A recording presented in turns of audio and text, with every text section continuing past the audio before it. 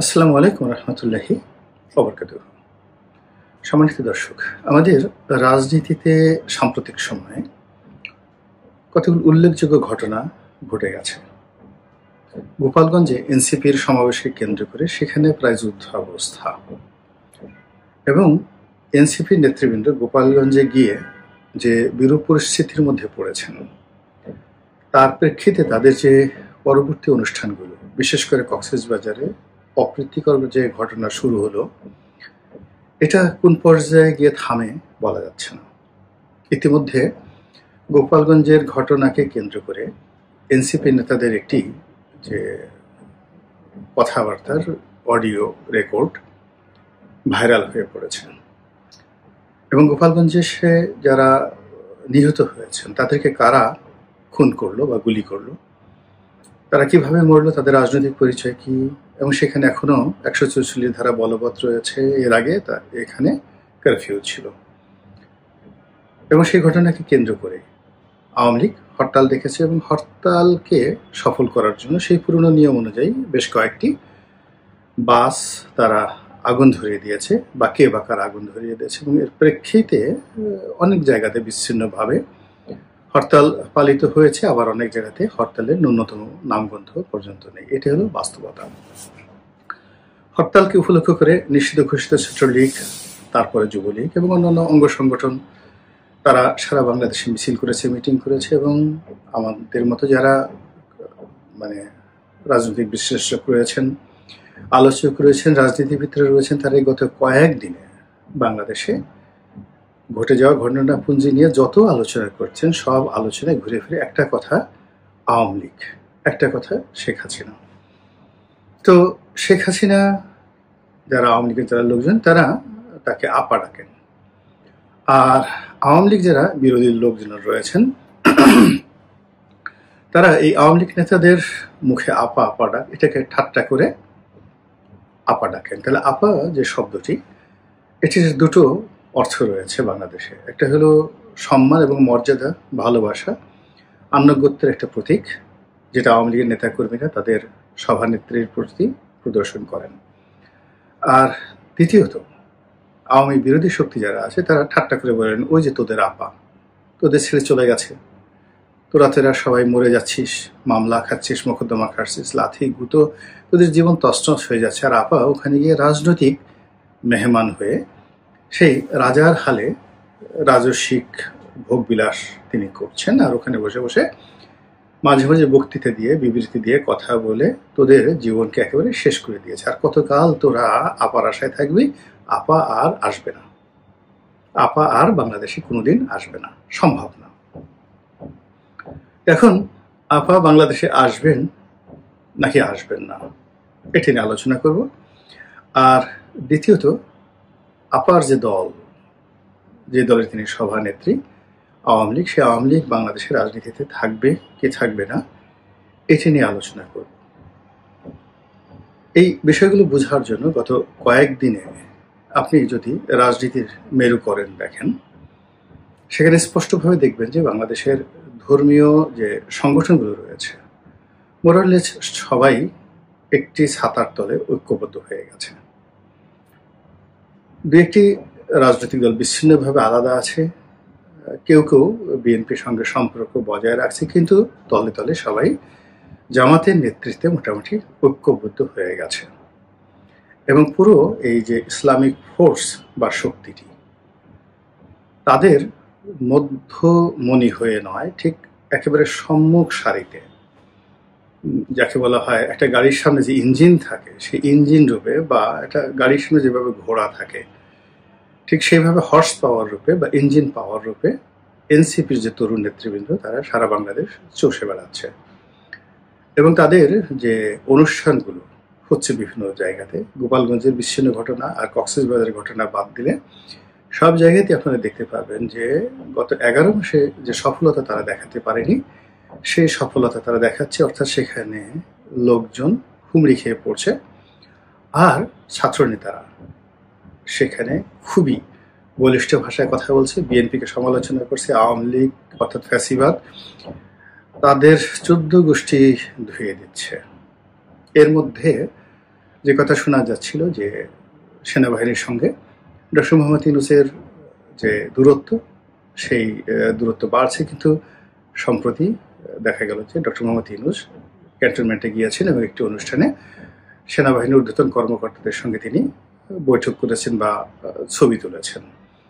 তো এটা এই মুহূর্তে খুবই ইঙ্গিতপূর্ণ ঘটনা। আর দ্বিতীয়ত গোপালগঞ্জের ঘটনায় যারা গুলি করেছে, বলা হয়ে থাকে যে তারা সবাই সেনাবাহিনীর সদস্য, অর্থাৎ সেনাবাহিনী গুলি করেছে বা তাদেরকে দিয়ে করানো হয়েছে, এবং সেই গুলির যে ফলাফল ভবিষ্যতে সেনাবাহিনীর পক্ষে যাবে না বিপক্ষে যাবে, দেশের ভিতরে এটার নেতিবাচক কি প্রতিক্রিয়া হবে, দেশের বাইরে কি হবে, এ সকল নিয়ে যখন আলাপ আলোচনা হচ্ছে, ঠিক সেই সময়টিতে জামাতের একটা মহা সম্মেলন হয়ে গেল। বলা হয়ে থাকে কম করে হলো 10 লক্ষ লোক এখানে হাজির হয়েছে। তো জামাতের এখানে 10 লক্ষ লোক হাজির হয়েছে। এর আগে যারা করেছিলেন, অর্থাৎ খুব একেবারে অলানে ছাড়েন, তারা একটি সমাবেশ আয়োজন করেছিলেন চরমনাইর পীর সাহেব। তাদের অনুষ্ঠান অনেক বড় হয়েছিল, 5-6 লাখ লোক তো হবেই, সেখানে একদম কানায় কানায় পূর্ণ হয়ে গিয়েছিল। এবং এই দুটো অনুষ্ঠানই ইসলামী দলগুলো এবং অন্যান্য ছোট ছোট যে রাজনৈতিক দলগুলো রয়েছে তারা সেখানে অংশগ্রহণ করেছেন। তাহলে আপনি দেখুন যে একদিকে বিএনপি তাদের 30% ভোট সম্পূর্ণ একা হয়ে আছে, আর অন্যদিকে জামাত এবং অন্যান্য যে লোকগুলো তারা সাধারণ মানুষের ভোটকে একত্রিত করে সরকারের উপর একটা চাপ প্রয়োগ করার জন্য নির্বাচনের মাঠে অনেকগুলো প্রশ্ন তারা তৈরি করে ফেলেছে। 1 নম্বর প্রশ্ন হলো আইন শৃঙ্খলা রক্ষাকারী বাহিনী যতক্ষণ না পর্যন্ত তারা সক্ষমতা অর্জন না করবেন ততক্ষণ পর্যন্ত নির্বাচন হবে না। দ্বিতীয় যে জিনিসটা আছে সেটা হলো পিআর পদ্ধতি, সেই পিআর পদ্ধতির নির্বাচন তারা চাচ্ছে। তৃতীয়ত হলো তারা স্থানীয় সরকার নির্বাচন আগে চাচ্ছে, জাতীয় নির্বাচন পরে চাচ্ছে। এরপর আরো কতগুলো বিষয় রয়েছে, সেই বিষয়গুলো যে সংসদে নারী আসন এবং সংসদে যে দুটো কক্ষ হবে, উচ্চ কক্ষ নিম্ন কক্ষ, এগুলো নিয়ে খুব আলোচনা হচ্ছে। তার সঙ্গে সঙ্গে প্রশাসনিক বিভেদ, মানে বিভাগ এবং প্রদেশ ঘোষণা, এগুলো আলোচনা আছে। হাইকোর্টের বেঞ্চগুলোকে বিভাগীয় শহরগুলোতে স্থাপন করা, এগুলো আলোচনার মধ্যে আছে। এবং সবচেয়ে বড় আলোচনা হলো জুলাই সনদ। এই জুলাই মাসের মধ্যেই জুলাই সনদ ঘোষণা করার জন্য সর্বোচ্চ চেষ্টা করা হবে, এবং জুলাই সনদ সঙ্গত কারণে এই সরকারকে এম্পাওয়ার্ড করবে, এনসিপিকে এম্পাওয়ার্ড করবে, এবং সমস্ত ক্ষমতা তাদের হাতে কুক্ষিগত হবে, এবং তাদের যত কর্মকাণ্ড আজকে পর্যন্ত রয়েছে সেগুলোতে ইমিউনিটি দেওয়া হবে। এবং সেক্ষেত্রে সংবিধান সংশোধন করা থেকে শুরু করে আরো নানা রকম প্রস্তাবনা দেওয়া হয়েছে। তো বোঝার চেষ্টা করুন যে যা কিছু করার চেষ্টা করা হচ্ছে, এতে করে আগামী যে 2 সপ্তাহের মধ্যে বা 3 সপ্তাহের মধ্যে, আগস্ট মাসের 10 তারিখের মধ্যে পুরো বাংলাদেশ উত্তাল অস্থির হয়ে পড়বে। কোনো পরিস্থিতি কারো নিয়ন্ত্রণে থাকবে না, এবং চারিদিকে একটা শূন্যতা তৈরি হবে।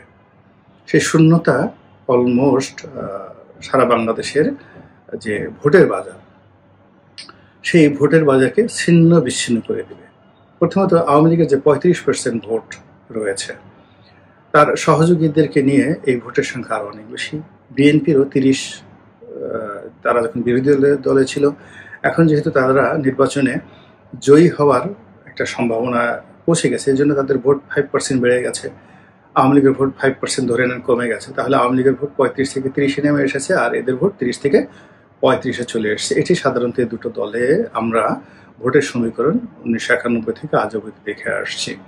তো এর সঙ্গে তাদের সহযোগীদের ভোট এবং অন্যান্য যা কিছু আছে, সব ভোটগুলো সব এলোমেলো হয়ে গেছে, মানে বিএনপি এবং আওয়ামী লীগের ভোটগুলো এলোমেলো হয়ে গেছে। আর সেই এলোমেলো ভোটগুলো কুড়ানোর জন্য ইসলামী দলগুলো চেষ্টা করছে, এবং তাদের সেই চেষ্টাটা আসলে ভোটের জন্য নয়, তাদের সেই চেষ্টাটা ভোট পিছিয়ে দেওয়ার জন্য, তাদের সেই চেষ্টাটা বিএনপিকে ক্ষমতা থেকে যতটা সম্ভব দূরে রাখা, এবং কোনো কারণে যদি নির্বাচন হয়ে যায় সেক্ষেত্রে বিএনপি যেন কোনো অবস্থাতেই প্রধান রাজনৈতিক শক্তি একক সংখ্যাগরিষ্ঠতা নিয়ে সংসদে সেই প্রাচীন পদ্ধতি নিয়ে তারা স্বৈরাচারী শাসন ব্যবস্থা অতীতের মতো প্রতিষ্ঠা করতে না পারে, এইরকম প্রচার এবং প্রোপাগান্ডা চালিয়ে সারা বাংলাদেশ তছনছ করে ছেড়ে দিচ্ছে। এবং এরকম যখন একটা ভ্যাকুয়াম তৈরি হয়, সেই ভ্যাকুয়ামের মধ্যে আওয়ামী লীগের ফিরে আসার যথেষ্ট আতঙ্ক থাকে। সেক্ষেত্রে আওয়ামী লীগের রাজনীতিতে পুনর্বাসিত হওয়ার যথেষ্ট সুযোগ থাকে এবং এরকম একটা পরিস্থিতি যদি তৈরি হয়ে যায় তাহলে সেক্ষেত্রে আওয়ামী লীগকে স্পেস করে দেওয়ার জন্য দেশের যে কোনো এই যে দুটো পরস্পরের বিরুদ্ধে রাজনৈতিক শক্তি রয়েছে তারা যে কোনো একটা গ্রুপ অগ্রগামী হয়ে আওয়ামী লীগকে সামনে নিয়ে আসতে পারে, এটাই একেবারে স্বাভাবিক। This is one. Second thing হলো আপা আসবেন কি আসবেন না। যদি স্বাভাবিক নিয়ম ধরেন আপা আসার কোনো সম্ভাবনা নেই। যদি সুন্দর একটা নির্বাচন হয়, বিএনপি যদি ক্ষমতায় আসে, তারপর অন্যান্য রাজনৈতিক দলগুলো তারা যদি সংসদে কার্যকর থাকে, সেক্ষেত্রে নিয়মতান্ত্রিক পদ্ধতিতে আওয়ামী লীগের সভানেত্রী হিসেবে তার বাংলাদেশের প্রত্যাবর্তন একেবারে অসম্ভব একটা বিষয়। দ্বিতীয়ত, যদি বিএনপি 5 বছর ক্ষমতায় থাকে তাহলে শেখ হাসিনার বয়স 85 বছর হয়ে যাবে এবং তার যে শারীরিক অবস্থা এবং তার যে মানসিক অবস্থা সেটি বর্তমানে যিনি বেগম জিয়া আছেন তার সাথে আরও খারাপ অবস্থা হবেন এবং তাকেও হুইল চেয়ারে করে ঘোরাফেরা করা লাগতে পারে। কাজেই তার ফিরে আসার সম্ভাবনা যদি স্বাভাবিক প্রক্রিয়া থাকে তাহলে অসম্ভব একটা বিষয়। কিন্তু যদি অস্বাভাবিক কিছু ঘটে এবং যেহেতু অস্থির উত্তপ্ত রাজনৈতিক মাঠ, এখানে অস্বাভাবিক সব কিছু ঘটার জন্য সকল পক্ষ প্রস্তুত হয়ে আছে। এখন যারা রাজনৈতিক পক্ষ আওয়ামী লীগ ছাড়া তারা সবাই পরস্পরের মুখোমুখি হয়ে এতটা রাগান্বিত, এতটা ক্রোধান্বিত এবং এতটা একে অপরের প্রতি বিষোদ্গার করছে যে যে কোনো দুর্ঘটনা যে কোনো সময় ঘটে যেতে পারে এবং সেই দুর্ঘটনা, রক্তারক্তি, হানাহানি, মারামারি, কাটাকাটি থেকে শুরু করে আরও অনেক কিছু। এবং এখানে এগুলো বন্ধ করার জন্য যে ইফেক্টিভ রাষ্ট্রশক্তি দরকার, সেনাবাহিনী দরকার, পুলিশ বাহিনী দরকার, এদের যে কার্যকারিতা কতটুকু সেটা আমরা গোপালগঞ্জের মতো একটা ছোট্ট শহরে দেখেছি যে এই ছোট্ট শহরে আইন শৃঙ্খলা নিয়ন্ত্রণ করতে গিয়ে একেবারে সেনাবাহিনীর সর্বোচ্চ শক্তি প্রয়োগ করার পরেও সেখানে পরিস্থিতি নিয়ন্ত্রণ করা যায় নাই। অর্থাৎ মানুষের ভিতরে ডর ভয় একেবারে চলে গেছে এবং একবারেই যে মানুষের মধ্যে যে ভয়ের ভাবটা চলে গেছে এবং বিচার নিজের হাতে তুলে নেওয়ার যে প্রবণতা দেখা দিয়েছে, এটা মহা সর্বনাশ না ঘটা পর্যন্ত সাধারণত এই জায়গা থেকে ফিরে আসা যায় না। তো এই যে মব সংস্কৃতি, তারপরে একে অপরের চরিত্র হরণ, একে অপরকে ছোট করা, একে অপরকে তুচ্ছ-তাচ্ছিল্য করা, একে অপরকে চ্যালেঞ্জ জানানো এবং এখানে ভেদাভেদ নেই। হাতি এখানে চামচিকাকে তার প্রতিদ্বন্দ্বী মনে করতে পারে, চামচিকা হাতিকে গিয়ে একটা কামড় দিয়ে আসতে পারে, এইরকম একটা পরিস্থিতি পুরো রাজনীতির ময়দানে চলে আসছে। ফলে এই পরিস্থিতিতে সাধারণত যা হয় বহিঃশত্রু বহির্দেশ এখানে নাক গলায়। অতীতে সবসময় আমরা এটা দেখেছি, আমাদের মহান মুক্তিযুদ্ধেও আমরা এটা দেখেছি যে আমরা যখন নিজেরা এরকম একটা অবস্থার মধ্যে চলে আসি তখন বহিঃশত্রু বা বহির্দেশ বা বন্ধু দেশ এখানে নাক গলায়। তো সেক্ষেত্রে যদি ভারত, পাকিস্তান নাক গলানোর চেষ্টা করে, চীন নাক গলানোর চেষ্টা করে, আমেরিকা নাক গলানোর চেষ্টা করে, পুরো জমিনটি একটা উত্তপ্ত গলিত লাভার ভূমিতে পরিণত হবে এবং সেখানে কারা টিকে থাকবে, কারা লাভার নিচে পড়বে, কারা কি করবে এটা এই মুহূর্তে বলা যাচ্ছে না। তবে ওইরকম একটা অবস্থাতে যদি আপা অট্ট হাসি দিয়ে হঠাৎ করে বাংলাদেশে টুস করে ঢুকে পড়েন, অনেক আশ্চর্য হতে পারেন, কিন্তু কেউ কেউ আশ্চর্য হবেন না। আল্লাহ আমাদের সবাইকে হেদায়েত দান করুন এবং হেফাজত করুন। আসসালামু আলাইকুম ওয়া রাহমাতুল্লাহি ওয়া বারাকাতুহু।